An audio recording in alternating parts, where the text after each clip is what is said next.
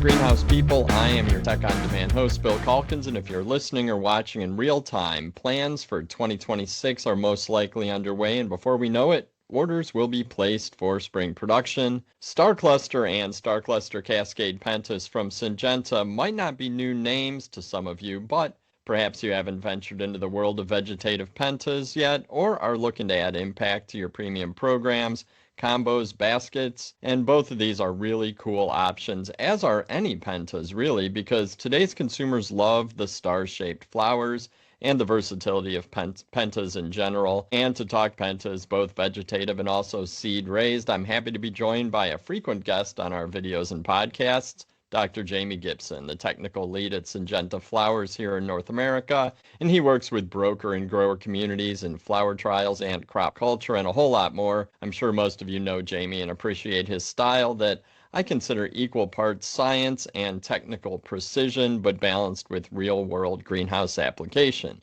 And Jamie's going to take a deep dive into Pentas production in this Tech on Demand video and podcast episode. Be sure to subscribe to the Tech on Demand podcast on your favorite app like Apple, Spotify, and Google, and find dozens of videos on our YouTube channel. But without further ado, Dr. Jamie Gibson, welcome to Tech on Demand. Thank you, Bill. Great to be back. Always enjoy these. For sure, for sure. And why don't you go ahead and share your screen and then take us through some of the best practices that you work with growers on when producing pentas, because Starcluster and the Cascade type are the focus, but I think you also want to discuss Syngenta's seed range as well, because like many species, I think determining when and where to use the different types is super critical to putting together a winning product mix, right? Absolutely. Yeah. Yeah, we're fortunate at Syngenta Flowers to have both the vegetative types, the Starcluster Cascade types, and then a few seed series. So we've got a cascading seed series called Beehive with 4 colors. We've just introduced 3 exciting new colors, and the garden trials are really showing really high performance. And then we've had our BeeBrights, which are our more compacts, and we have a little higher vigor series called HoneyCluster, more for gallons or larger containers. So kind of the best of both worlds, really options for the grower.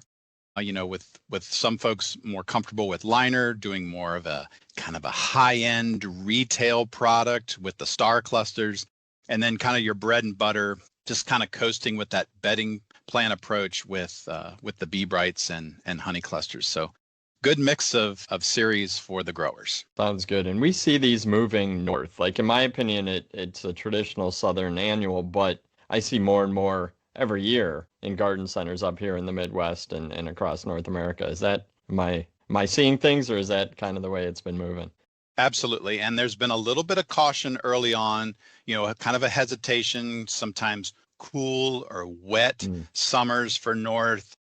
They've been a little hesitant to kind of go that. But as we see this plant being more drought tolerant, more heat and humidity, just loves that type of environment. This is Egyptian starflower, right? So This thing really loves the heat, and it has really long-term post-harvest life in the garden center because of those big, gorgeous umbels that it produces. Okay, cool. Well, it's good to see more up north. Yeah, and we're going to show a few tips within this slide set to show, how you could take advantage of maybe an aged liner to grow it faster and finish. So you're putting just more time on the young plant, and then you don't have to use so many resources and inputs in order to finish out these pentas for the garden center. Sounds good. Yeah. All right. So within Syngenta Flowers, we've just revised our website. It's a little more user-friendly. It's got nice searchable functions.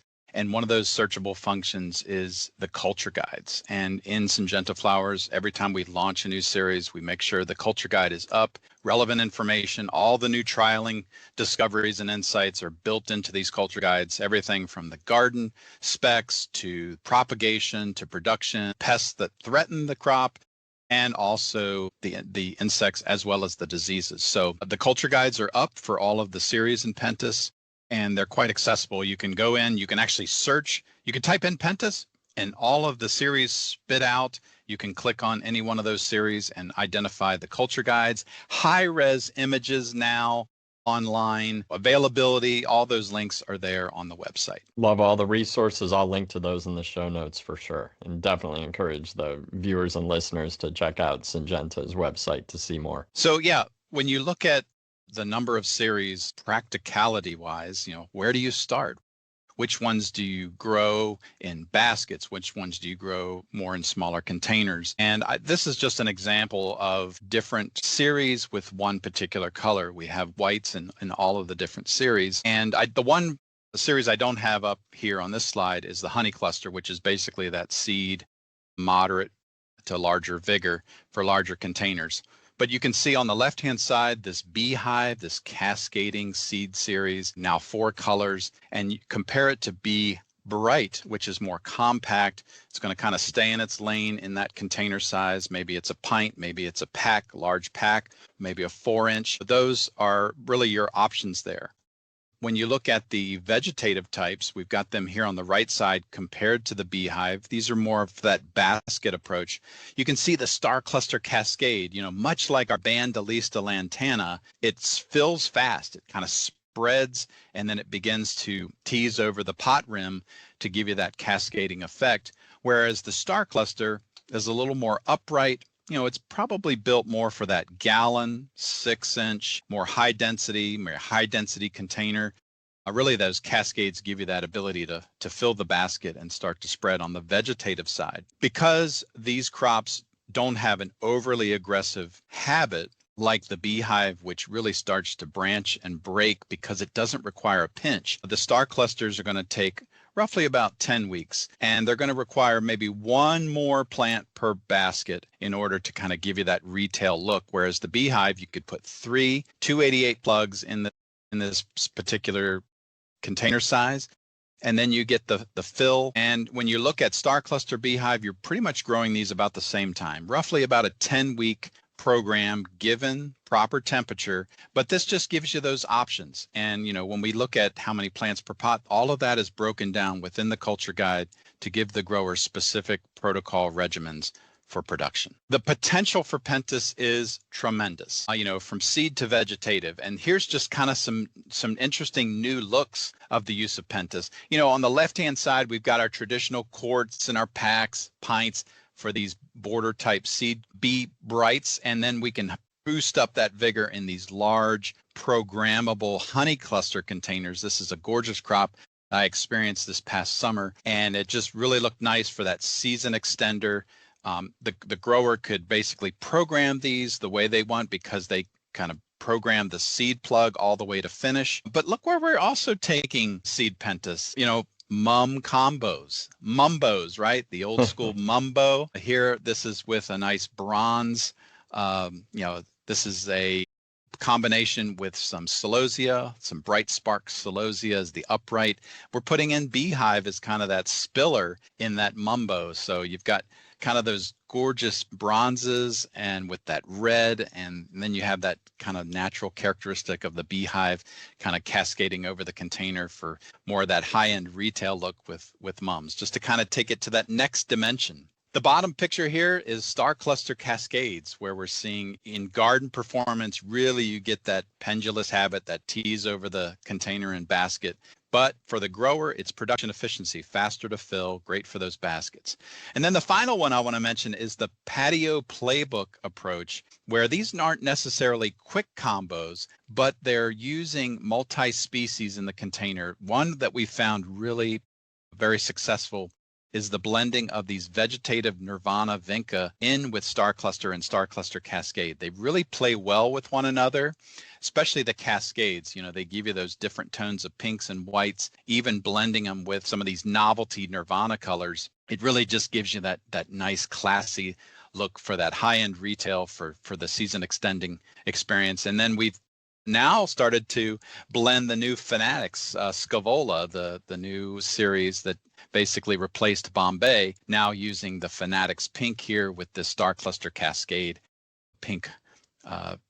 Pink is really striking. Just one monochromatic color, but very gorgeous vigor and really does well all season long up until frost, even taking on some cases very light frost in the garden. Wow, and I love the way that this actual flower form, the star types on the pentas look in combos because other like the foliage can kind of get through a little bit with the other combination plants, and that's great. And I love that fall combo with the celosia and the garden mum.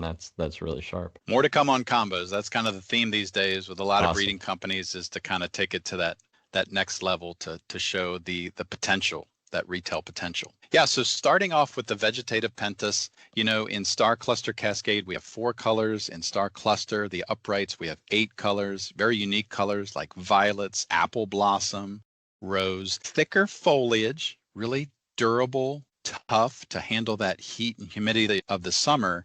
But look at the umbel size on these things. It's almost hydrangea-like and just really classy, nice for that season extending period.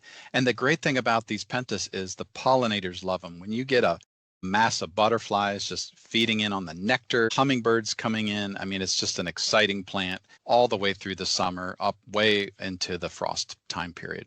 For many years, the star clusters have been grown by the southern growers. They've really gotten in a rhythm. They know their production plan. They know kind of the sweet spots of production, whether it's 6-inch or gallon or these kind of 10-inch patio pots where they can feature those in retail. Baskets, that upright look with that big textured foliage and those huge striking umbels. It really does present a nice show. And I think they've got their protocols down, and they can take advantage of those warmer temperatures. They know they don't have to necessarily worry about heating. Now, having said that, a lot of northern growers are tinkering with pentas as well. And this is a great striking crop that came out of Neil Mass greenhouses there in Grand Rapids, where they just produce this gorgeous star cluster gallon crop, upright crop, bright, just really brilliance, brought those umbel shapes. I mean, the plants must have just sold off the shelf so quickly with this new star cluster rose that was launched many years ago. Great vigor, great garden performance, really a great pollinator plant too. So northern growers can do it. And that's the message is, don't be bashful about the temperatures, about kind of these cooler, wet summers. We know that we're not getting any cooler in summers, right? So Right. having these plants in the pipeline and the portfolio is critical. The big mention about these umbels is that post-harvest life. Typically a gallon, 6-inch is finishing within about 8 weeks. This is 10 weeks. This is 2 weeks Wow. post finish. And look at the full maximum potential of these umbels expanding out and really staying intact, not much shatter, very limited botrytis. For the most part, pentas are very durable. They don't really experience a lot of those disease pressures that some of our more foliage susceptible species have. But the use of Alesco, the silver nitrate product, is encouraged on pentas.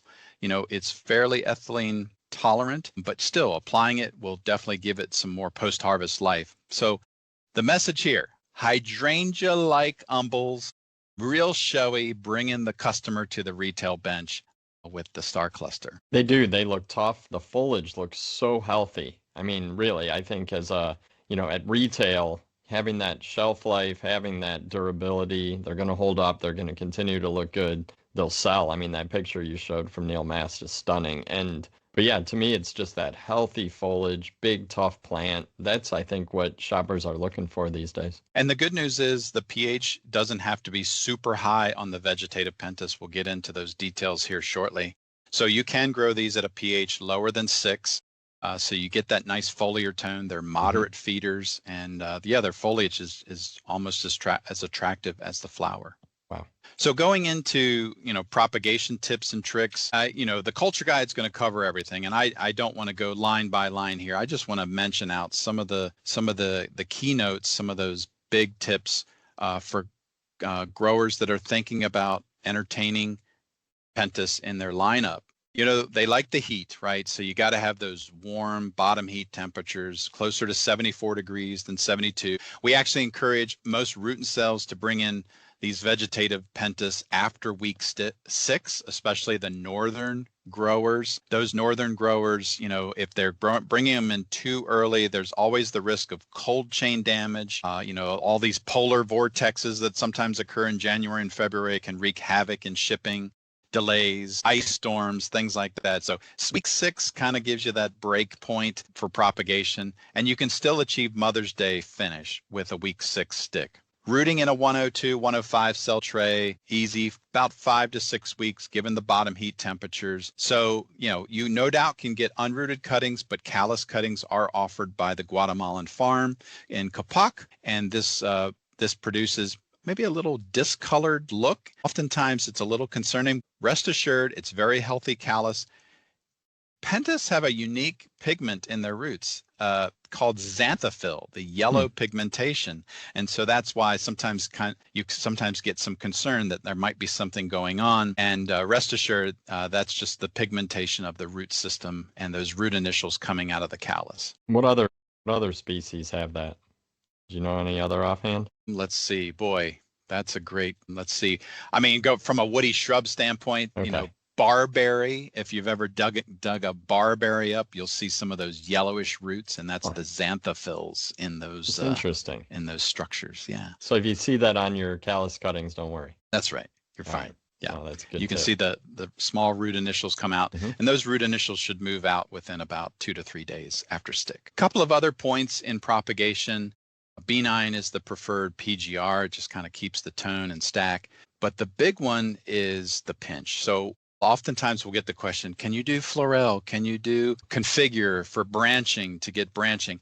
Well, we've learned straight off the bat that it's got to be a hard pinch of the flower stem. And Pentas, these Starcluster Cascades, are facultative long day plants. So they're going to flower, especially if lighting is in propagation, they're going to flower faster. And what we want to make mention is relax, let that flower stem actually develop a little bit, the peduncle, a little bit of growth on that flower stem. And then you can get in with trimmers or some snips and you cut that flower stem off. And what happens sometimes is propagators will just kind of roll out the buds as they form and prop, and that's really discouraged. We really want you to get a hard pinch of that flower stem. So just maybe wait till about week 3.5, 4, and then go in and give that hard pinch. And it's very amazing. As soon as you do that hard pinch, quite quickly, those lateral breaks start to push out from the sides. And that's where you would want to incorporate maybe a little bit of bonsai. You can do a light bonsai drench or a sprench, and that just kind of keeps those lateral breaks in check. They can really push and accelerate quite quickly in warm propagation environments. So that's what we're mentioning here is be ready with that PGR after that hard pinch of the flower stem, okay? So I was mentioning, cold chain, and this is one of the big things about Pentas. This is why we encourage, post week 6 receipt of cuttings. We know that in the South, a lot of the root and cells are going to bring these in earlier, and that's fine. But what we tend to do in cold chain is we do not ice the boxes that contain Pentas. We start to ice right about week 10. We want to avoid getting below that 40-degree Fahrenheit temperature because that's sometimes where we see this tip burn. So some colors, actually the reds, the lavenders, will oftentimes show a little tip burn right after they're stuck. And that's just because of that little bit of chill, that free moisture that's on the Pentas cuttings, whether it's condensate in the cold chain, you go from warm temperature to cool temperature, much like you're seeing in this graph. And so those chilled temperatures cause this tip burn after stick. So what we've tried to do is work with our supply chain to make sure the carriers are avoiding anything below 40 degrees. We use insulation in the boxes. But one other thing that we're starting to do with Pentas during the cooler months, even in summer, right? In summer, they re-ice the boxes, especially to a lot of the crops that are going into the South because they're just growing large numbers of Pentas. You can actually get refrigeration chill, and with the ice, you can actually get down into those 40-degree marks.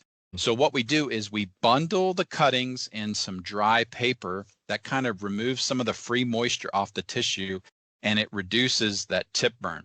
Now, sometimes tip burn is inevitable, and that's where those contact and systemic fungicides work well because we sometimes get some secondary infection and propagation, especially when things are kind of wet. But for the most part, they're quite durable. Even when they get a little tip burn, they kind of power through warm bottom heat temperatures. Here you can see how quickly roots come out about day 11, day 12.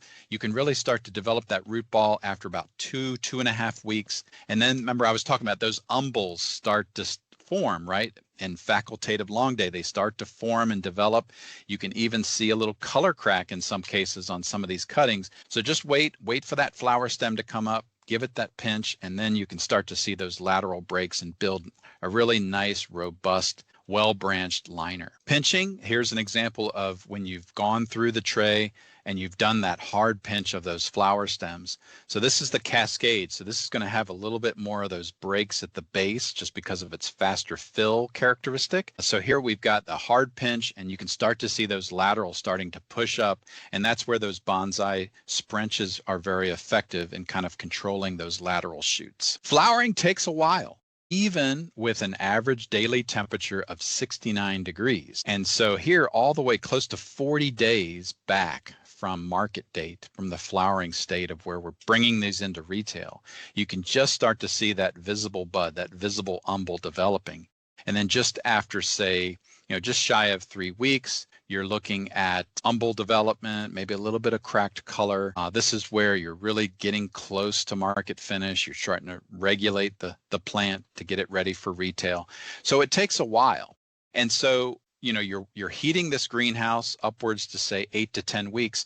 How could you take advantage of a more well-built liner or a aged liner in order to take some of this heating and resource off? Well, you could do an enhanced liner. And what an enhanced liner is an 8-week, 50-cell vegetative pentas. We've been talking about this for quite a few years now, and we're starting to see some grower trialing and kind of testing the waters to see if they can generate this 5 to 6 week quart or 6-inch crop. And this is the protocol. So for folks evaluating and reviewing this podcast in terms of programming, this would be a key slide in order to see some of the steps you would do. So we're encouraging some of the root and cells to offer this type of 8-week aged pinched liner with kind of showing in dime size umbel at receipt of the tray.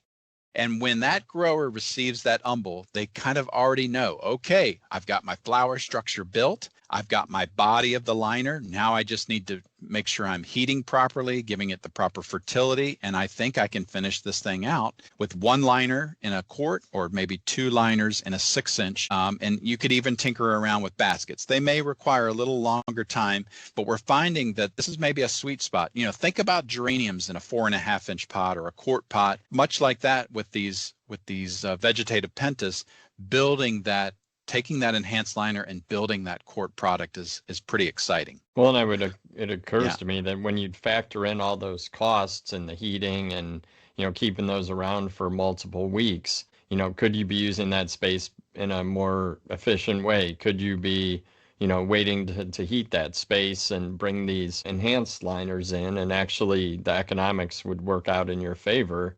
And the quality and the reduction of losses. Like, there's so much that could factor into making that just a much better decision for a grower, I would think. Yep, you got the flower, you got the breaks, you're ready to go. It's already pinched. It's already pinched and programmed for that kind of that 5 to 6 week program, where you still may require a little growth regulation in the final container. But it's been exciting to see some of the trials. So I have a small trial greenhouse, and I did some initial tinkering with this to look at our Cascades. You can see the liner kind of characteristics. This was kind of a 58 cell, so a little smaller than the 50 cell. Nice hexagonal dimension in the cell size, but you can see a deeper cell, so you got really strong rooting. There you go. The Xanthophyll, see the root coloration is kind of more of that yellow tone.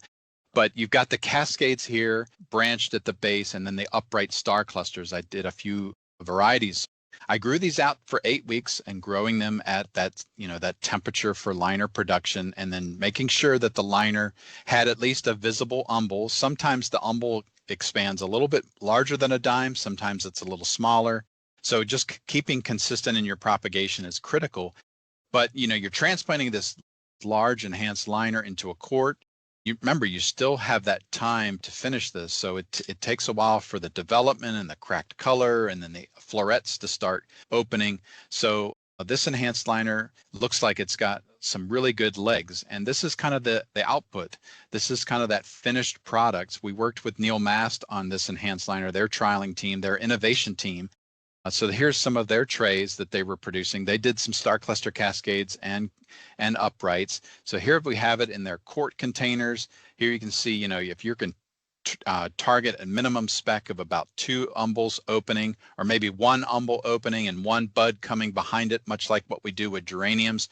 We think we've got something here. So this cuts down your production time, and you can actually grow this and finish this out 5 weeks in a quart, 6 weeks in a 6-inch, maybe with 2 liners in a containers. We hope, much like what we're doing with our enhanced dipladenia, with maybe a little longer term propagation, it kind of helps achieve that finish time for Mother's Day. If we can target Mother's Day, or even a little bit past Mother's Day for this, instead of waiting for like weeks 21, 22, 23, if we can get it more in that high peak of retail, we can really get more exposure of this garden performer to the consumer public and consumer gardener. So a few more notes on finishing out the vegetative Pentas. Warm temperatures, right? Egyptian star flower, warm temps, average daily temperature. You could certainly put this in the Lantana house or the Scaevola house or the Angelonia house. Maybe you want to even keep it a little bit warmer. Maybe you want to put it in that dipladenia house, but it will produce these flower structures, and you want to watch the irrigation, not over irrigation, because the roots are kind of slow to move, but you don't want to dry this thing down. If you do see some kind of wilting or significant wilting, you can get some dry down, some burn. And the final note here is pH is not as sensitive as the seed crops. So the vegetative crops can actually tolerate a little lower pH. And in fact, we've heard that the Starcluster Cascades, through some trialing of our trialing team, has found that the pH can go maybe a little bit lower than the upright Cascades. So the Cascades can maybe tolerate a little bit lower pH. But my recommendation, stay north of 5.8 to make sure you're not getting into any iron toxicity issues. If you go actually too high with some of these vegetative types, you can actually see interveinal iron deficiency. So that's another big one. Overwatering or super high pH, you can see the opposite. You can see interveinal yellowing of some of the top growth. And so, yeah, you want to have that kind of Goldilocks range of 5.8 to 6.2 for the star clusters. PGR wise, it's B9 early, and then bonsai drenches. You know, everyone thinks, well, my gosh, star clusters, you know, they're slow to grow. But if you've got it in the right conditions, that big umbel starts to form, and you want to prevent top heaviness. A lot of times when we grow these for cultivate during those very warm temperatures of July, we have to do these higher bonsai drenches to kind of keep the plant in check in proportion to the containers. Some of the varieties are kind of quite vigorous, so as high as 3 parts per million can be used as a bonsai drench. And this just shows you again, you of course could pinch the plants in propagation, even in the 105 cell. Some folks don't. They wait until they transplant and it develops that initial flower stem. Remember, Bill, what I was saying, that peduncle? Give that peduncle maybe about an inch, or maybe a little just shy of an inch, maybe about 1.5 centimeters, close to 2 centimeters. Give it a little bit of space, and then give it that hard pinch to guarantee that you're going to break apical dominance, and really you can see those lateral shoots are starting to really form. So that's your goal, is to get 4 nice shoots from that 2-node pinch. Programming, pretty straightforward, you know, very similar to a geranium, but a little warmer production temperatures. You're looking anywhere, say, from 8 to 11 weeks based on container size. Again, you can cut 3 to 4 weeks off if you're using more of the enhanced, longer aged liner, but you definitely got to watch your temperature. Staying on target will keep these timings right. If you're growing them a little too cool, it's going to definitely slow down development. So you really want to be mindful of too cool of a temperature. You can really, really slow down crop production time. And then, yeah, one of the final notes before we kind of wrap up the summary of vegetative Pentas. You know, bonsai drenches are very effective. A few weeks before finish, you can go in. This is a lot of work that was done by Dr. Harvey Lang, formerly with Syngenta Flowers Technical. He did a lot of work of looking at ranges of bonsai drenches, you know, anywhere, say, between 1 to 3 parts per million, depending on the vigor. Most of these will respond to about 2 parts. It'll keep that plant proportionate to the container. And you get the garden performance. If you do too high of a concentration, you really restrict the ultimate potential of these plants in the garden. These really, you want to make these really nice and robust, either in ground or the container. So drenching them too heavy is really going to suppress vigor and garden performance. So yeah, in summary, just a few notes. Enhanced liners are going to help warm temperatures and watch your PGRs. So not too much. Use B9 early. Use those bonsai drenches to kind of keep the plant in check. This particular image on the right-hand side is from Lucas Greenhouses. They do an amazing job building a pre-finished vegetative pentas, and then they have wonderful late May sales, mid to late May sales with a lot of the Starcluster colors, violets, pinks. I mean, all of these look great. And it's almost hydrangea-like, right? It almost gives you that feel. It also looks perfect to drop into a real premium combo. Absolutely. Yeah, think about using lantana, angelonia, scavola, mizu, all of those types of warm season crops, even dipladenia, blending the dips in with this stuff. So it makes a great upright or a mounded plant. Sounds good. So yeah, you had mentioned the seed, and we're definitely want to hit on seed. Just a few tips and tricks. This I'm going to go right in, right? Because we talked a lot about the beehives and BeeBrights. I really want to harp on those key notes in propagation and production with seed. And the big one is seed plugs are really challenging to produce with pentas, much like begonias, right? A lot of our specialized propagators do pentas and seed begonia in 288 trays. They've got it down to a science. They know how much time in the chamber, how much time on the bench, warm temperatures. They know the proper media types. They know the droplet size in order to prevent jostling or cover of the seed, making sure that they're patching properly, making sure that they're getting really strong stands of germination. Any type of thing that can impact the initial emergence can really impact fulfillment of the tray. And so this is showing you some of these smalls. Sometimes when the nozzle pressure is pretty high, it can move the seed to one particular part of the cell, and therefore translating to smaller seedlings that can sometimes not make that patch date. And so that impacts the total number of plugs that can be built and certainly slows down efficiency. One big mention, watch the droplet size when irrigating these plugs. Warm temps again, average daily temperature 68 to 70 degrees in the later stages, right? Warmer temperature, wetter media early. You can drop this down to a moisture stage 4, even down to 2 as the plugs are really developing well into weeks 6, 7, and 8, and then you can use those PGRs to kind of regulate growth. If it's in the right culture environment, it's going to grow really well, and you need to kind of keep those internodes in check and leaf expansion in check. So using B9, even using some of these paclobutrazole sprays upwards to 5 to 10 parts kind of helps kind of settle that plug into a really nice finished plug product for the grower. Just showing you textbook pentas production here in the deep south, uniform laser production, taking advantage of those higher light levels, upwards to 12 moles per day, the DLI having a really big impact on plug health and root vigor, and just avoiding any kind of chlorosis, any kind of sluggish growth in the plugs is critical. So warm temps, really high quality light, great moisture management makes that beautiful plug. And then from a production standpoint, it's warmer temperatures, but there's a range, right? Pentas can tolerate a range. It doesn't need to be overly hot. You can kind of regulate it much like a geranium, right? You can cool it down if you need to regulate growth. If it's getting too aggressive, you can ramp it up a little bit if you need to get some expansion. But again, to target the light levels, closer to 20 moles per day. These are facultative long day plants. So if you need to do supplemental lighting, you can certainly accelerate the flower structure that way.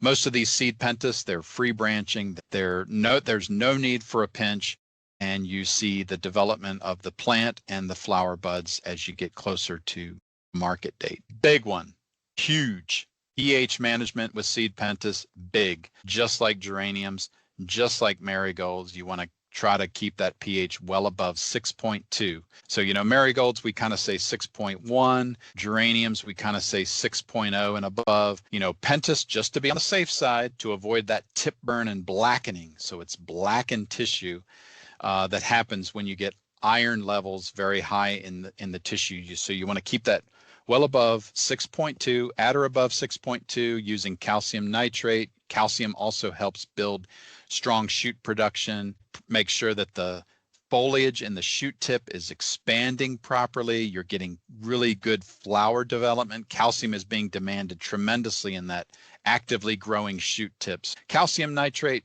is a nice tool to enhance tone, but also give some calcium, more calcium to the system, and it also keeps the pH up. And then from a PGR standpoint, based on the vigor of the series, typically BeeBrights don't need a lot of PGR because they're more naturally compact, whereas the HoneyClusters are going to need a little bit of B9, maybe a bonsai spray, maybe a drench at the end, or the Beehives, maybe a little toning before you're hanging the basket. So really based on the culture guide and what its recommendations are, use those PGR recommendations to grow the best proportionate to the container. And then we have programming. So in the culture guide, it has the number of weeks, the number of plants per pot, but here you can see, you've got everything from packs all the way to large containers. Certainly we're going to put BeeBrights more in packs and pints and quarts. We're going to put more HoneyCluster in gallons, 6-inch. We're going to put HoneyClusters in these larger containers, and then the Beehives, of course, were built for the baskets. Also, you could put them in quarts as a combination plant, right, where certain customers are going to make a thriller, filler, spiller. They're going to use the Beehives more as a spiller effect in the container. So it gives you those options. It gives you all the programming. And then we always base it on a scenario. What size plug? What's the average temperature to kind of give the grower an idea of the environmental conditions that resulted in these production times. If a grower was adding Pentas to their program, to whether it was a contract they got from a landscaper or something, whatever reason they're deciding in 2026 to add Pentas to their program, would you just suggest they buy in plugs versus trying to learn how to propagate them themselves? I would definitely recommend for anyone first timing this, maybe they're, they've done really well in the petunia market. They've done great with marigolds. They're getting comfortable in the rhythm, and they're starting to see a higher demand for these warmer, more drought tolerant type bedding plants. Yeah, buy in the plugs from a specialist. There's great plug producers all across North America that can do a really nice Pentas. Start with a nice plug, get comfortable. It takes a little bit of investment to grow the Pentas, right? You might need a germ chamber, you might need specialized benches and lighting, and make sure your bottom heat temperature. So it may require a little more infrastructure. And like I said, there's tons of great plug suppliers all across the region that can deliver a nice quality Pentas ready to grow. Makes sense. So programming's there. Just in summary, watch the pH with the seed Pentas. Be mindful of the series that you're growing when evaluating the type of PGR you're using. And again, it's warm temps. This is more for that summertime, extend the season with a lot of these seed crops, using potentially the vegetative types for more higher end retail. But remember, there's Beehives, there's HoneyClusters that can give you that look as well. It really depends on the right retail spec that you're looking for, depending on the garden center requirements. So yeah, with that, I think that covers our vegetative and our seed tips on Pentas. We've got the culture guides online, but of course, reach out to us on the tech team. We're happy to help. And we've got a lot of great people behind us supporting us on the supply chain side and also on the seed side, seed quality, and our pellet as well. We've definitely seen improvement in our pellet compound with better erosion and better emergence from the media. So that's also helped the popularity of our seed Pentas and fulfillment for the plug grower. That's awesome. I love hearing about the seed technology, the enhanced liners, just all the work that you and the team put into making sure that the grower who's receiving this has the absolute best chance for success. And it's also fun to see different types of Pentas in the market. You've got the trailing types, you've got the big, vigorous vegetative types. I mean, it really is, it's one of those crops that has multiple uses. And like I said earlier, I think just the flower form, the durability it's right on trend with what today's consumers want. So Pentas have been around for a long time, but it's time for a resurgence, right? Absolutely. And think hydrangea size umbels to get, it's an alternative to the geranium. While we love our geraniums at Syngenta Flowers, these Pentas umbels are quite attractive. And really can bring the customer to the bench. That's cool. That's cool. Well, Jamie, thank you as always so much for your time.